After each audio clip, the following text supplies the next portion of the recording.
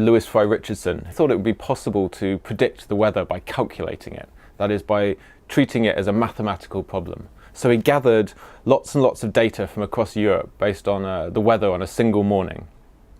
And then he spent months, in fact, with a pencil and a piece of paper calculating what would happen over the course of that day. And it took him about 4 months to perform a single one-day weather forecast for the whole of Europe. But he was broadly correct. And he was the first person to see this section of the natural world as something that could be reduced to data, computed, and projected into the future. And that's kind of what we've based a huge amount of 20th century thought on. It's what I call computational thinking. This belief that the world can be reduced to data, can be modeled, can be completely understood.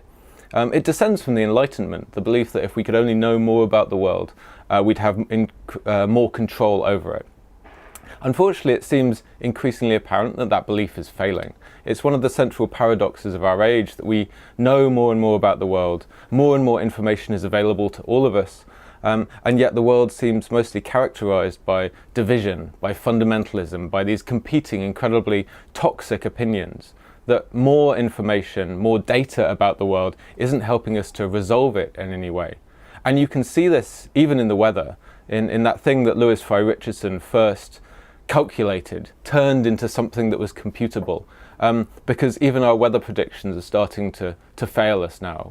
We can gather so much information about the world, but the world is outrunning us, particularly as a result of climate change. The weather is becoming so chaotic that our ability to predict is actually reducing. Over the last century, we've got out to about a week or 10 days ahead.